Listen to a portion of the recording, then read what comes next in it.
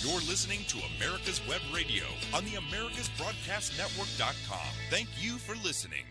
The information provided by Stanley J. Turner, Attorney at Law, and Stanley J. Turner, PC, on America's Web Radio and applicable affiliates is for general information purposes only. This broadcast and site cannot and does not contain legal advice. The legal information is provided for general, informational, and educational purposes only and is not a substitute for sound, competent, and timely legal advice. Accordingly, before taking any actions based upon such information, we encourage you to consult with the appropriate legal professionals or licensed attorneys who can provide you with sound, competent, and timely legal counseling and representation if you so choose. We do not provide any kind of legal advice. The use or reliance of any information contained on the site or any mobile application is solely at your own risk. Under no circumstance shall we have any liability to you for any loss or damage of any kind incurred as a result of the use of this program, this site, or any mobile application or rebroadcast of this presentation. Your use of the site and mobile application or rebroadcast and your reliance upon any information on the site and mobile application and rebroadcast is solely at your own risk. Good morning. This is Stanley Turner, attorney, and I'm here this morning again to talk about It's Your Estate.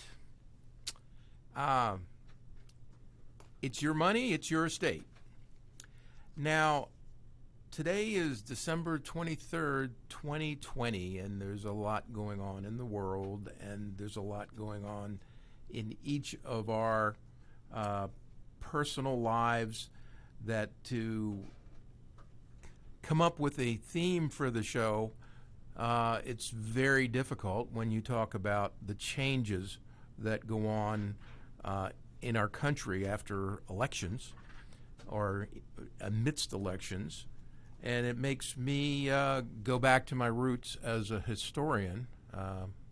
Before I became a lawyer, I considered history my first love and contemplated becoming a historian, studying the great societies and governments of past, and being able to recognize how they evolved and how our country evolved and would continue to evolve and to continue to be great.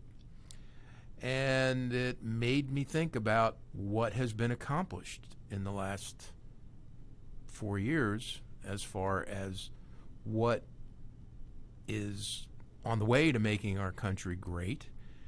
And one of those things, believe it or not, I thought of first was space. How we now have a new branch of the military, which is really a never thought of as a military unit of the Space Force. And I'm not going to talk about the Space Force, but it just, in thinking about it and how it applies to us, it's part of the evolution of the amazing changes in history that we as individuals have witnessed with our boots on the ground, not in space, but planting our feet on different continents and eventually coming to the United States, if you're in the United States, of course.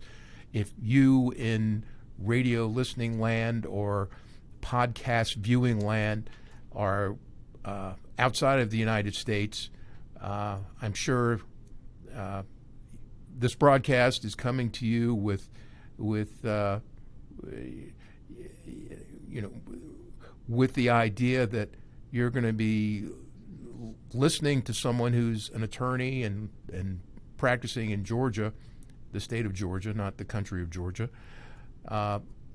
with an eye skewing toward assisting people, or not necessarily assisting by giving advice, but by giving people general information about their lives and how they can extend their property rights and get the assistance of businesses and, if you want to say, the assistance of the government, which provides laws and courts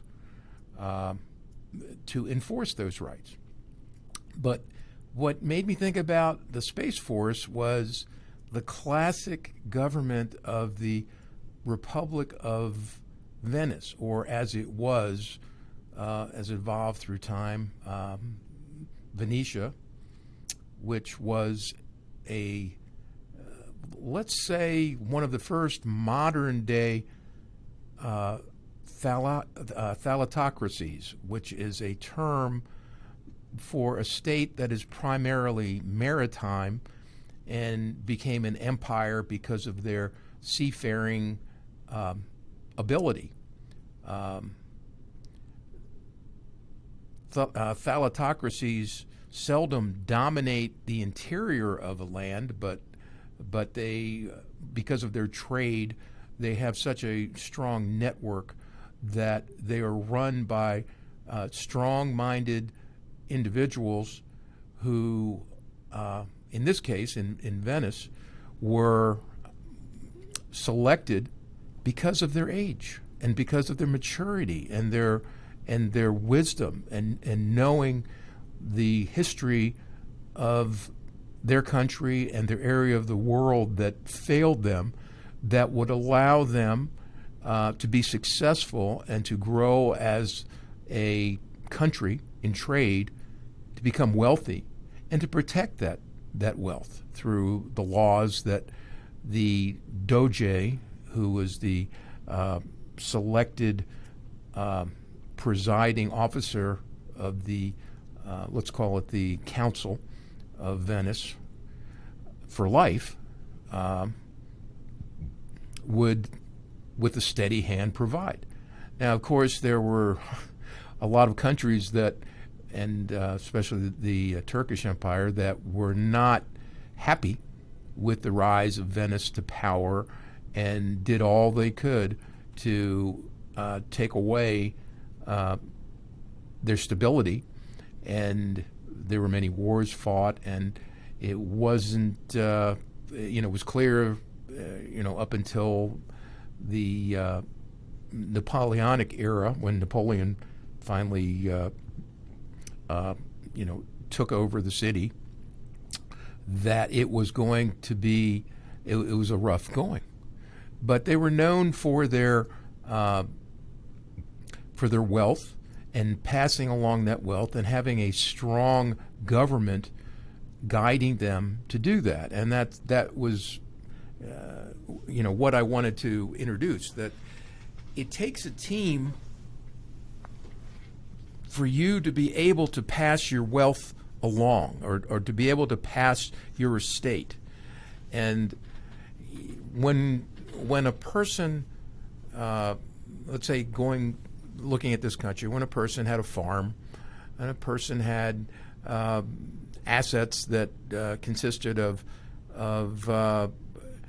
those things that he surrounded himself with in his everyday life, and maybe money in the bank that a banker had was holding on deposit for him.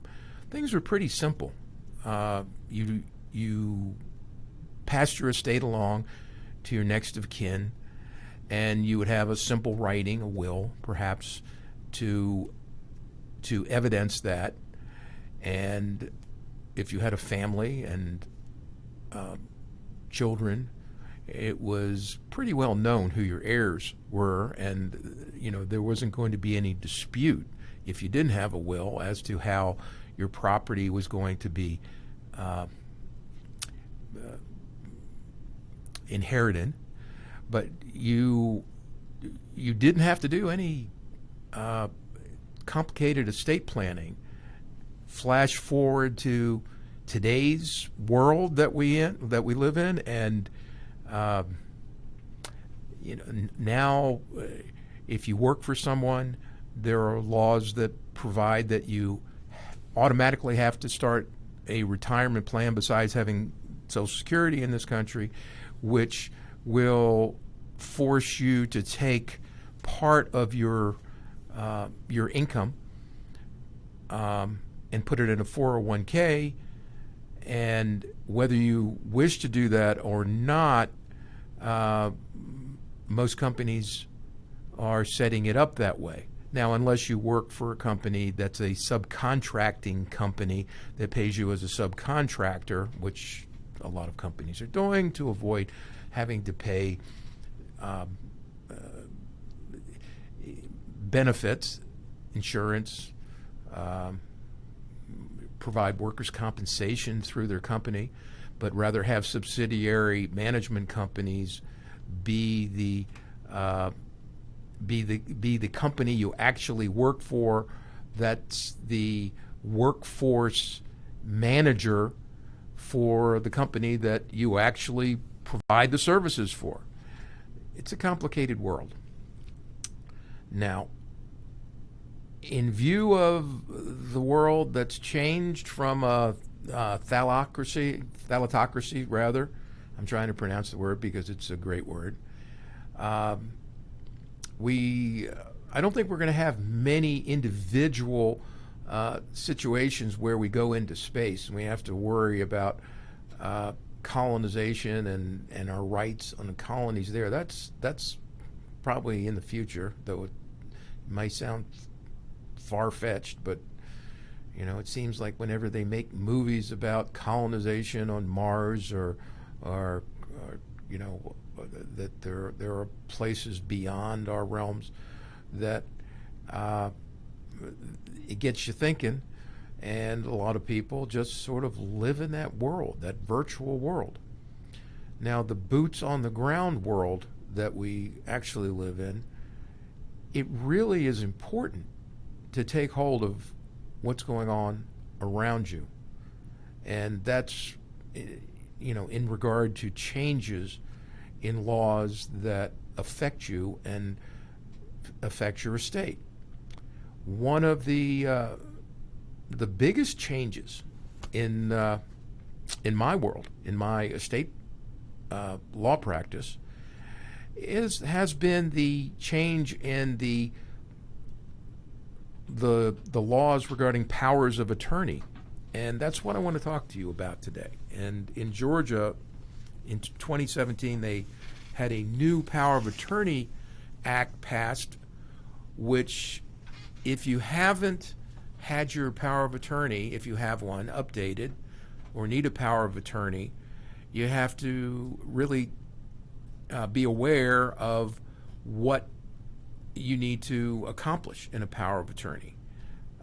We're about to take a break very shortly, and I'll begin going over powers of attorney shortly. But until then, I will see you in a little bit. If you live to serve and want to make an even bigger difference, consider joining the U.S. Army. With training in fields like medical care, linguistics, and engineering, an Army career can amplify your efforts with humanitarian opportunities all over the world. Plus, you'll receive competitive pay and incredible benefits, so you'll be taken care of, too. Learn more at GoArmy.com. Get your pen and paper ready. If there's a move in your near future, I'm here to tell you that the folks I used and now recommend is Around Town Movers. Timothy and the guys recently moved me, and I am and was totally satisfied with a sometimes not so fun experience moving. Call Timothy at 770-378-4708 and make it a good move and a good experience. Around Town Movers for that local or cross-country move. Timothy, Around Town Movers, in my opinion, are the best. That's Around Town Movers. Call them. You're listening to America's Web Radio on the AmericasBroadcastNetwork.com. Thank you for listening. The information provided by Stanley J. Turner, Attorney at Law, and Stanley J. Turner, PC, on America's Web Radio and applicable affiliates is for general information purposes only. This broadcast and site cannot and does not contain legal advice. The legal information is provided for general, informational, and educational purposes only and is not a substitute for sound, competent, and timely legal advice. Accordingly, before taking any actions based upon such information, we encourage you to consult with the appropriate legal professionals or licensed attorneys who can provide you with sound, competent, and timely legal counseling and representation if you so choose. We do not provide any kind of legal advice. The use or reliance of any information contained on the site or any mobile application is solely at your own risk. Under no circumstance do we have any liability to you for any loss or damage of any kind incurred as a result of the use of this program, this site, or any mobile application or rebroadcast of this presentation. Your use of the site and mobile application or rebroadcast and your reliance upon any information on the site and mobile application and rebroadcast is solely at your own risk. Thank you, Brett. I'm back again. This is Stanley Turner, and it's your estate. And I just wanted to point out those in podcast and live viewing land that this is not a virtual background in back of me. It's actually the flag of our country, and it's a wonderful backdrop. I wish I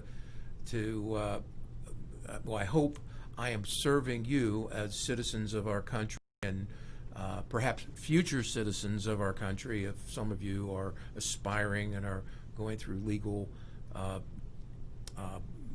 means to become citizens, that you respect that flag, you honor that flag, you cherish that flag, and you herald that flag. That flag is a symbol, but it's a very strong symbol.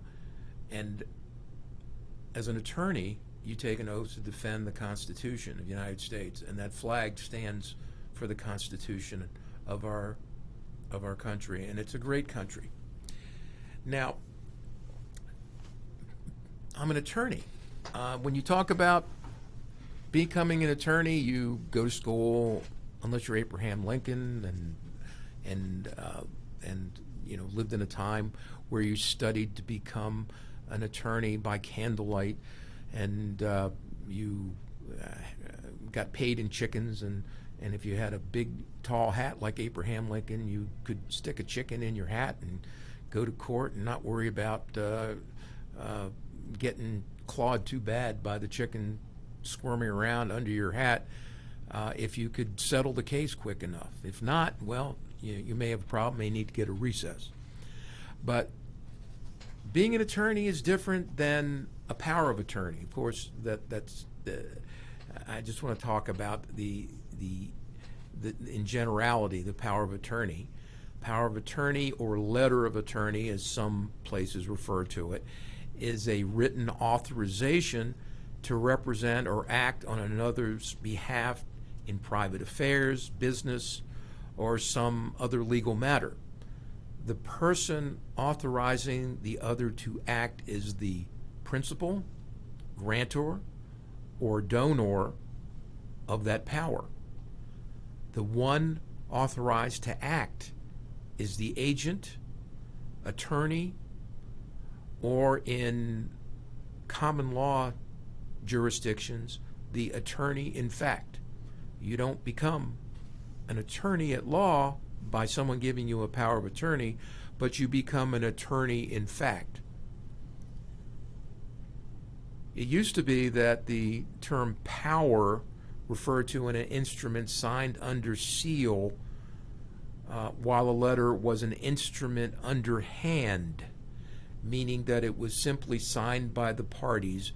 But today, a power of attorney does not need to be signed under seal, though most jurisdictions require that powers of attorney need to be notarized or witnessed, but others will enforce a power of attorney as long as it is signed by the grantor. Now, that is not the case in Georgia at the current time. Now, the term attorney in fact is used in many jurisdictions instead of the term agent. And as I said, the term should be distinguished from the term attorney at law. In the United States, an attorney at law is a solicitor who is also licensed to be an advocate in a particular jurisdiction.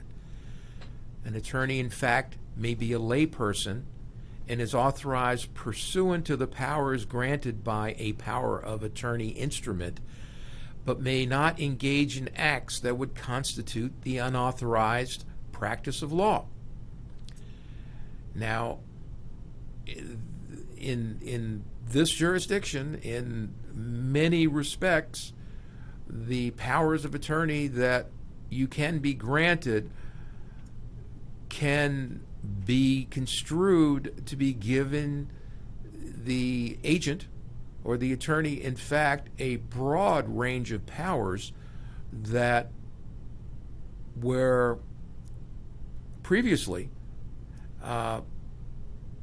given only to the principal of the power of attorney, or to a guardian or a conservator for them to act if they couldn't act on their own, unless the attorney in fact was by consensus and by by the court that they were appearing in or the administrator that they were appearing in, given permission to act under the rules of that forum.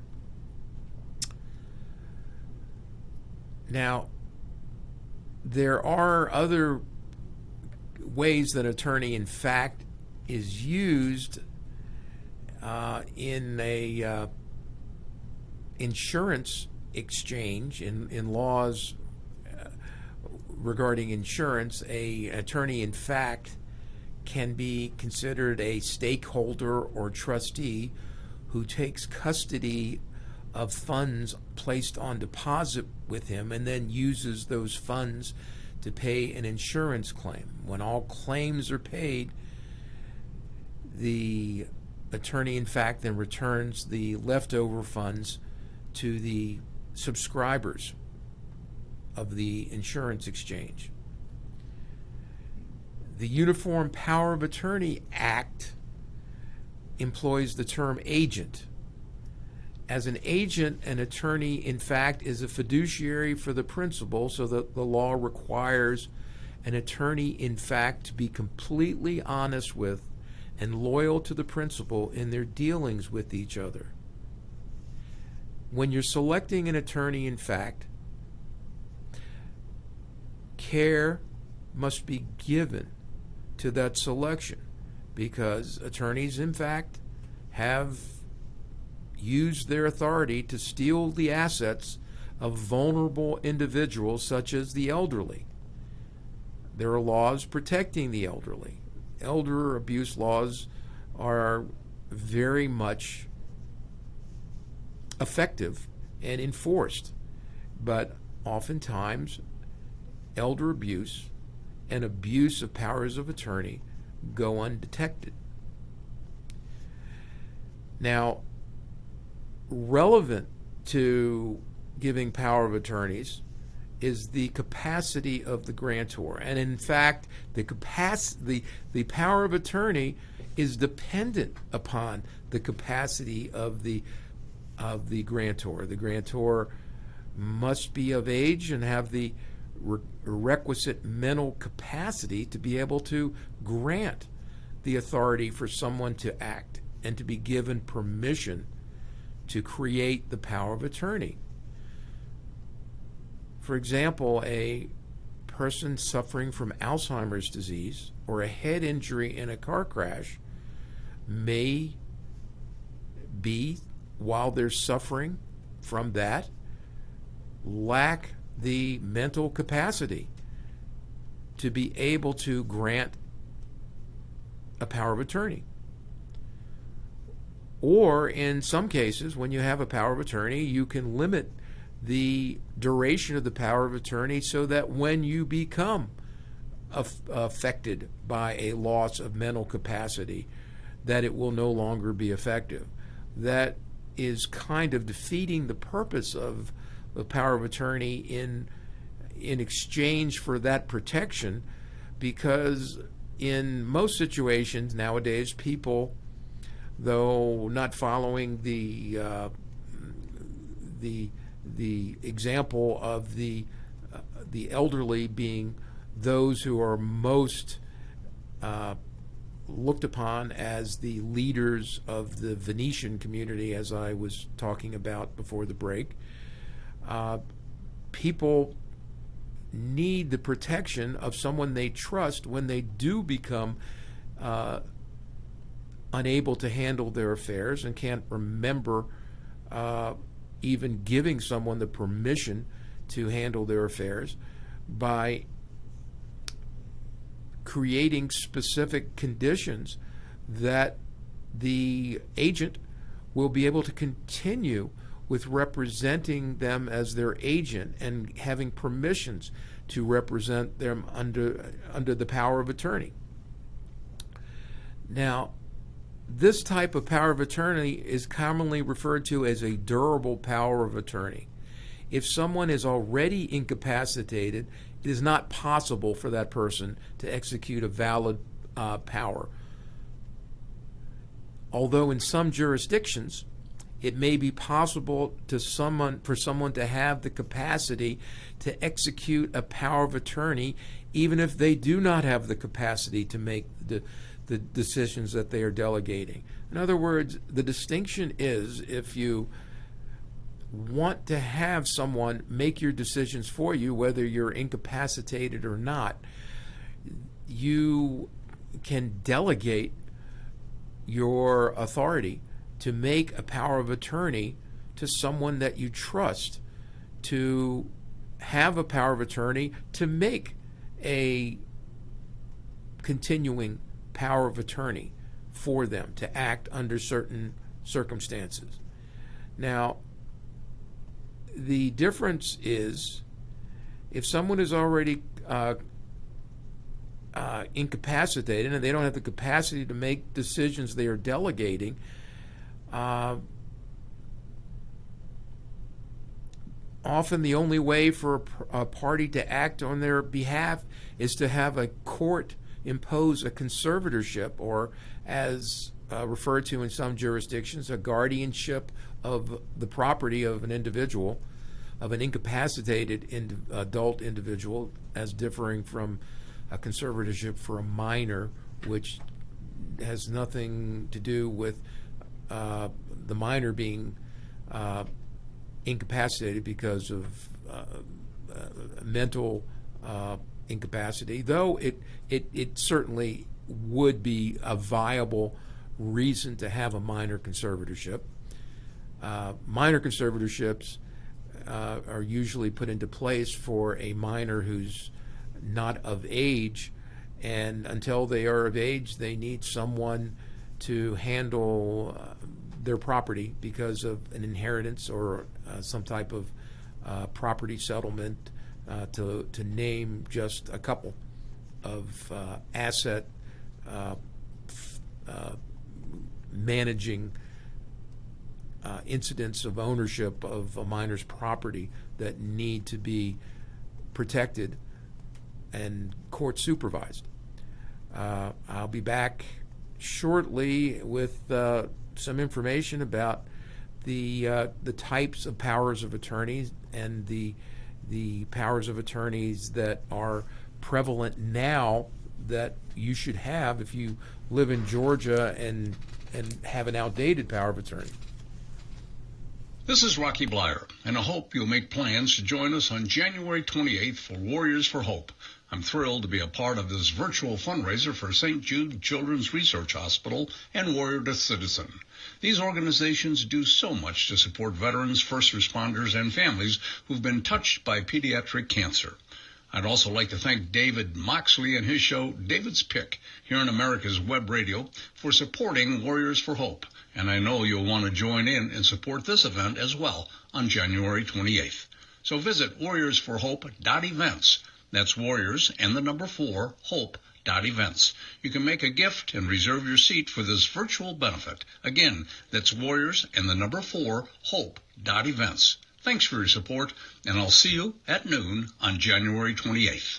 Ladies and gentlemen, boys and girls of all ages, join me, Roger B., every Tuesday at 1400 hours right here on America's Web Radio for the Locked and Loaded Show. We will talk about guns, weapons, ammo, gun accessories, prepping, and so much more. So be sure to join us every Tuesday at 1400 or 2 p.m. for Locked and Loaded on America's Web Radio. You're listening to America's Web Radio on the AmericasBroadcastNetwork.com. Thank you for listening. The information provided by Stanley J. Turner, Attorney at Law, and Stanley J. Turner, PC, on America's Web Radio and applicable affiliates is for general information purposes only. This broadcast and site cannot and does not contain legal advice. The legal information is provided for general, informational, and educational purposes only and is not a substitute for sound, competent, and timely legal advice. Accordingly, before taking any actions based upon such information, we encourage you to consult with the appropriate legal professionals or licensed attorneys who can provide you with sound, competent, and timely legal counseling and representation if you so choose. We do not provide any kind of legal advice. The use or reliance of any information contained on the site or any mobile application is solely at your own risk. Under no circumstance do we have any liability to you for any loss or damage of any kind incurred as a result of the use of this program, this site, or any mobile application or rebroadcast of this presentation. Your use of the site and mobile application or rebroadcast and your reliance upon any information on the site and mobile application and rebroadcast is solely at your own risk. Hello, I'm back. This is Stanley Turner. It's your estate. We're here today talking about powers of attorney. There there is, depending upon the jurisdiction, some laws, and it really goes back to frontier times when a lot of people couldn't write. They would have, by common law, powers of attorney that they may give under oath to establish, whether it was witnessed or not, that they're giving a power of attorney for someone to appear in court for them, and or the power of attorney that they give orally may or may not hold up the same as if it were in writing. However, that is a bad idea. Don't think that just because you give someone the authority and you instruct them to do something for you, that a court is going to accept their appearance for you. Now, if you're an attorney at law, that might be different. There are court rules that come into play where attorney at laws are given authority, but they always have a document, a writing to file with the court to back up the authority that the client would give them to appear in court. For most purposes, the law requires a power of attorney to be in writing. Many institutions, such as hospitals, banks, the Internal Revenue Service, require a power of attorney to be in writing before they will honor it, and they will usually keep a duplicate, original, or copy for their records. Nursing homes follow the same practice. The law has a principle called the equal dignity rule that requires an authorization for someone performing certain acts for another person to have been appointed, if they're given authority to perform such acts, with the same formality as required for the act to be accomplished that the representative is going to perform. For example, this means that if a principal authorizes someone to sell the principal's house or other real estate, and the law requires a contract for the sale of real property to be in writing, which is required under the statute of frauds in most U.S. jurisdictions, the authorization for the other person to sign the sales contract and deed must be in writing too. Likewise, in common law jurisdictions other than the U.S., a power of attorney to execute a deed, for example, an instrument or seal, or executed in the presence of two witnesses, must be itself executed as a deed. For a power of attorney to become a legally enforceable document, at a minimum, it must be signed and dated by the principal. Some jurisdictions also require that a power of attorney be witnessed, notarized, or both. Even when not required, having the document reviewed and signed and often stamped by a notary public may increase the likelihood of withstanding a legal challenge. Most importantly, having a document signed that's going to be accepted by those that you want to rely on it should meet the standards of efficacy that the business, the bank, the administrative body requires of you to accept the power of attorney. Now, if a attorney, if in fact is going to be paid on behalf of the principal, a contract for payment may be separate from the document granting the power of attorney. If that separate contract is in writing as a separate document, it may be kept private between the principal and agent, even when the power of attorney is presented to others for the carrying out of the agent's duties. This does not mean that they're being paid to act as an attorney and performing the illegal practice of law. It's just a binding contract to perform personal services by being the agent for the principal. Now, there are different types of power of attorney. There is the power of attorney called the special or limited power of attorney, general power of attorney, or temporary. A special power of attorney is one that is limited to a specified act or type of act. A general power of attorney is one that allows the agent to make all personal and business decisions. A temporary power of attorney is one with a limited time frame. If ever required, a durable power of attorney can be revoked or changed as long as the principal is still mentally competent to act.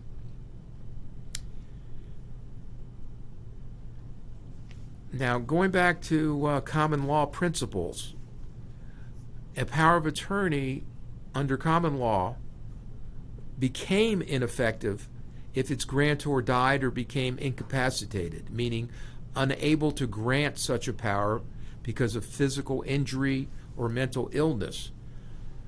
For example, unless the grantor or principal, donor, specifies that the power of attorney will continue to be effective even if the grantor becomes incapacitated, it ceases to be effective. And of course, a power of attorney in such a case also is no longer effective when a person, when the principal dies. This type of power of attorney is called power of attorney with durable provisions in the United States, or enduring power of attorney, lasting or continuing power of attorney elsewhere. In effect, under a durable power of attorney, the authority of the attorney, in fact, to act or make decisions on behalf of the grantor and continues until the grantor's death. Our discussion today is not going to discuss healthcare powers of attorney, but those are definitely a type of power of attorney that you need to deal with, and the relationship with the advanced healthcare directives, which most states would have laws, specific laws requiring appointments of surrogates and healthcare agents, and Georgia is one of those states. In fact, included in the healthcare agent, there is a living will provision, which is combined with the healthcare directive in Georgia.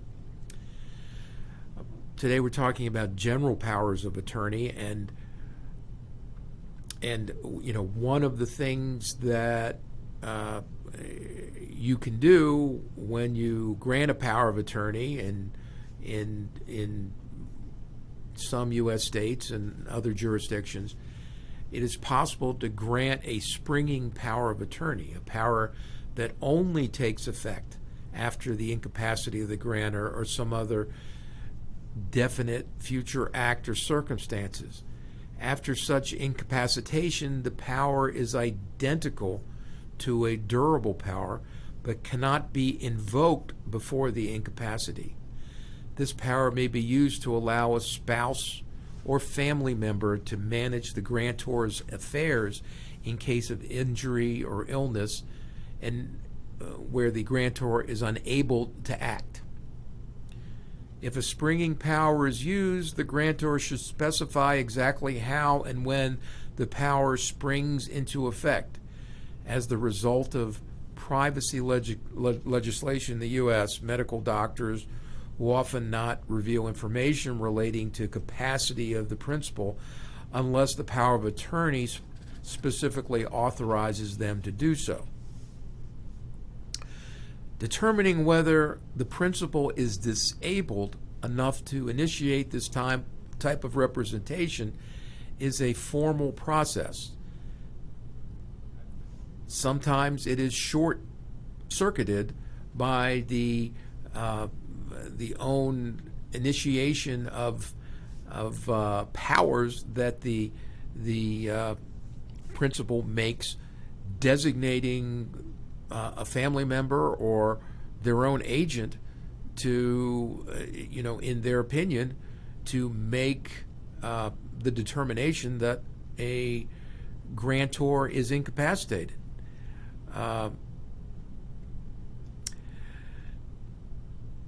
Now, unless you make the springing powers of attorney automatic, or you make someone a power of attorney, from the get-go, initially, to have the power of attorney in effect, some institutions may refuse to work with the attorney in fact, and disputes often go to court unless your power of attorney effectively provides for that. Now, that is really the subject of my show today, the general durable power of attorney in Georgia, which has been in effect since May of 2017, which, if you haven't reviewed your power of attorney recently, you may want to engage in the process of reviewing it and decide that you wish to make changes, because the law has now effectively provided a way to establish a general durable power of attorney with selective provisions which you can tailor make to fit your circumstances. I'll begin by saying that the Georgia General Durable Power of Attorney states that this power of attorney authorizes another person, called your agent, to make decisions concerning your property for you. Your agent will be able to make decisions and act with respect to your property, including your money, whether or not you're able to act for yourself. The meaning of authority over subjects listed on the form, that's the statutory form, is explained in OCGA Chapter 6B of Title 10 of the Official Code of Georgia. This power of attorney does not authorize the agent to make health care decisions for you. You should select someone you trust to serve as your agent. Unless you specify otherwise, generally the agent's authority will continue until you die or revoke the power of attorney, or the agent resigns or is unable to act for you. If you revoke the power of attorney, you must communicate your revocation by notice to the agent in writing by certified mail, and file such notice with the clerk of the Superior Court in your county of domicile. Your agent is not entitled to any compensation unless you state otherwise in the special instructions. Your agent shall be entitled to reimbursement of reasonable expenses incurred in performing the acts required by you in your power of attorney. This form provides for designation of one agent. If you wish to name more than one agent, you may name a successor agent or name a co-agent in the special instructions. Co-agents will not be required to act together unless you include the requirement in the special instructions. If your agent is unable to or unwilling to act for you, your power of attorney will end unless you have named a successor agent. You may also name a second successor agent. The power of attorney shall be durable unless you state otherwise in the special instructions. The power of attorney becomes effective immediately unless you state otherwise in the special instructions. Now, this is a pretty heavy-duty document, and I'll go over it more carefully with you and the reasons that they've made changes in the law after our next break, and I'll spend the last 15 minutes of the show discussing it. Thank you. Hey folks, this is Victor with the On Point with Victor show. Make sure you listen every Tuesday 1 to 2, only right here on America's Web Radio, the On Point with Victor show. Remember folks, I'm not angry, I'm just right. And you can find out why every Tuesday from 1 to 2, the On Point with Victor show, only right here on America's Web Radio. This is Rocky Blyer, and I hope you'll make plans to join us on January 28th for Warriors for Hope. I'm thrilled to be a part of this virtual fundraiser for St. Jude Children's Research Hospital and Warrior to Citizen. These organizations do so much to support veterans, first responders, and families who've been touched by pediatric cancer. I'd also like to thank David Moxley and his show, David's Pick, here on America's Web Radio for supporting Warriors for Hope. And I know you'll want to join in and support this event as well on January 28th. So visit warriorsforhope.events. That's Warriors and the number 4, Hope.events. You can make a gift and reserve your seat for this virtual benefit. Again, that's Warriors and the number 4, Hope.events. Thanks for your support, and I'll see you at noon on January 28th.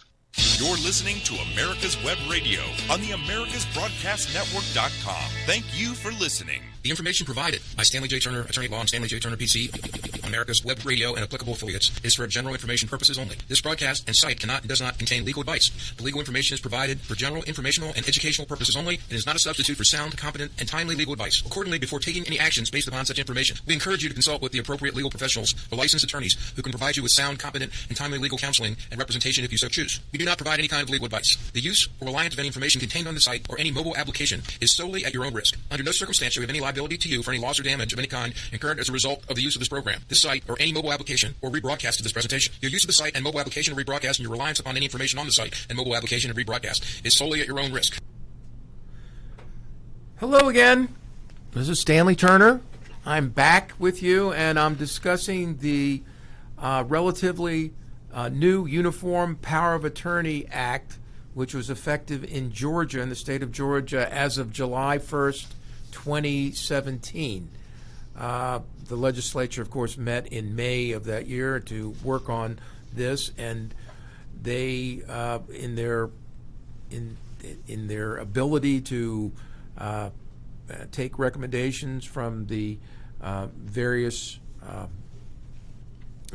parts of the State Bar of Georgia and particularly the Fiduciary Law Committee, they came up with a proposal as to what you should do beginning July 1st, 2017, and how to apply the UPOAA, Uniform Power of Attorney Act, how the power of attorney must be signed in a particular manner to be valid, and the reasons why this act came into being, and in particular to encourage a third party's acceptance of a power of attorney. The UPOAA adds significant protections for a third party who accepts a power of attorney. The power of attorney also provides the principle. It provides that if the principal revoking either the powers of attorney or the agent's authority under the power of attorney, how a revocation notice and a court filing may be required. It also has provisions for describing how an agent that accepts appointment under a power of attorney must comply with all applicable fiduciary duties.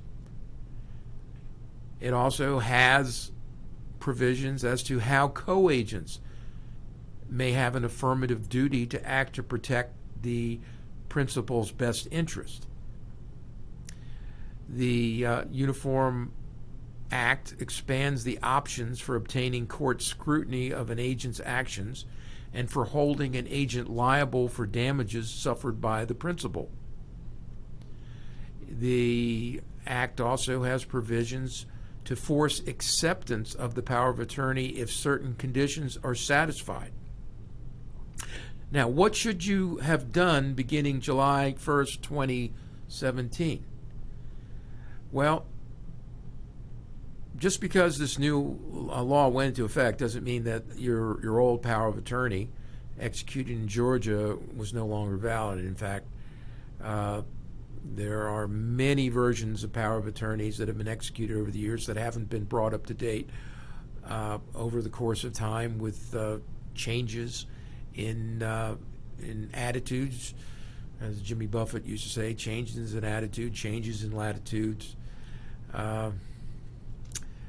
People have lawyer phobia. They don't like to go see lawyers. They don't think lawyers,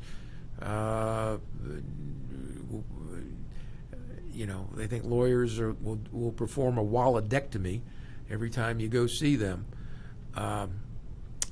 Most lawyers are devoted persons and to the public, and there are bad apple lawyers, I suppose. I don't really know of any, because it's my duty, if I know of one, to basically report him to the state bar so that he doesn't have the opportunity, or he will learn not to be such a bad sort when it comes to my attention. But getting back to the current state of things, executed power of attorneys prior to the institution of this act are continue to be valid. Those who have power of attorneys executed before July 1st, 2017, especially ones that are more than a few years old, should strongly consider having their updated powers of attorney prepared. One of the features of the power of attorney is the new statutory form of attorney that I began reading to you in the previous segment, and that power of attorney form is contained in the law itself in Code Section 106B 70 of OCGA, Official Code of Georgia. While not required, a power of attorney executed on or after July 1st, 2017 must either use the statutory form or a form that substantially reflects the language in the statutory form. If you want the new ability to force acceptance of the POA upon third parties, which is the real meat and potatoes of this matter. If you have a power of attorney, especially if you're a successor power of attorney, and someone else has been acting as a power of attorney, or it was revoked, and there's been a lack of proof of the survivorship of the principal to show that he is effectively still wanting that power of attorney to be enforced, you have a lot of pushback from persons who would otherwise need to rely on the power of attorney to effectuate what you need to have done to protect your property under power of attorney. So the strong language substantially forcing third parties to accept it is one of the intended uses of the use of the power of attorney, and using the statutory form is a good starting point. But then you should make careful modifications of it so that the power of attorney is improved, but still qualify as substantially reflecting the language in the statutory form. Updating power of attorney documents may make them easier to use when needed, since third parties will be more likely to honor them. If the power of attorney is the actual statutory form, or it substantially reflects the language in the statutory form, the new law will give the agent the ability to force a reluctant third party to accept the power of attorney. Another potential benefit from updating an older power of attorney is that in doing so, you may help reduce the risk that the power of attorney could be abused by the agent. One particular situation is that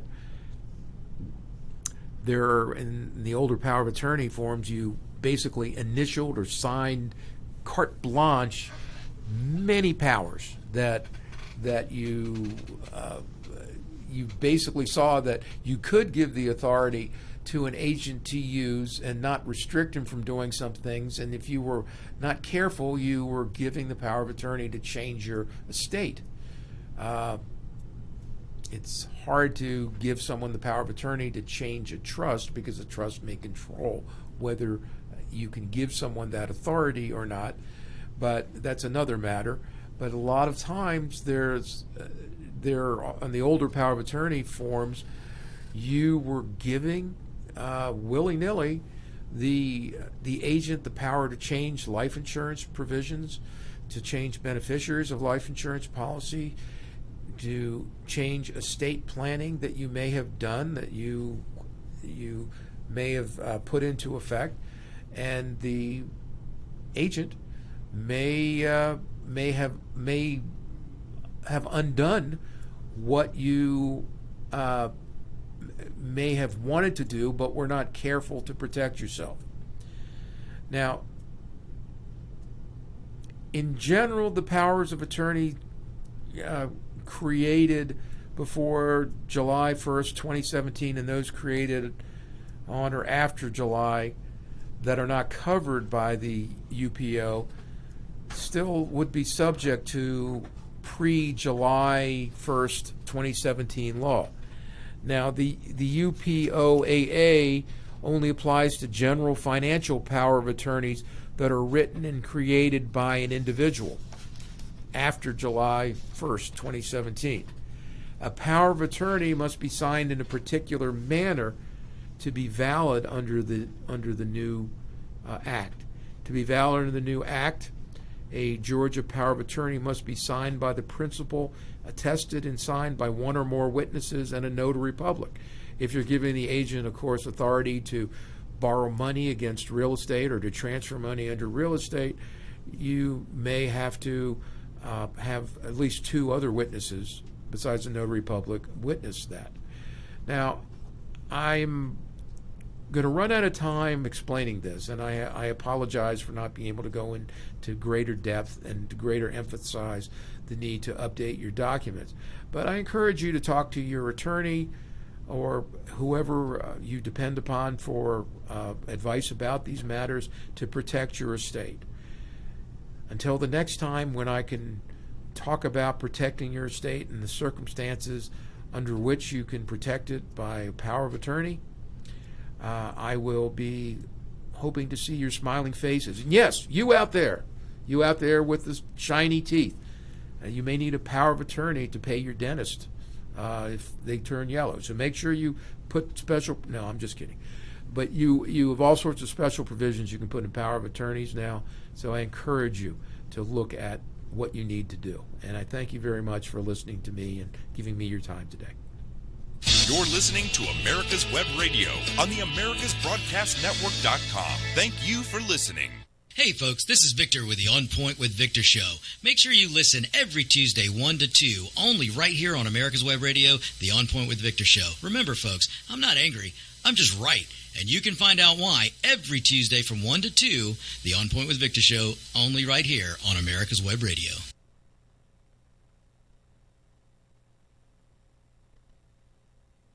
If you live to serve and want to make an even bigger difference, consider joining the U.S. Army. With training in fields like medical care, linguistics, and engineering, an Army career can amplify your efforts with humanitarian opportunities all over the world. Plus, you'll receive competitive pay and incredible benefits, so you'll be taken care of, too. Learn more at GoArmy.com.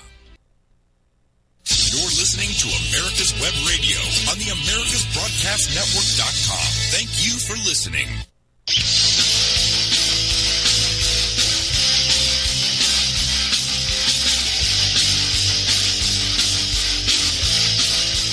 Welcome, folks.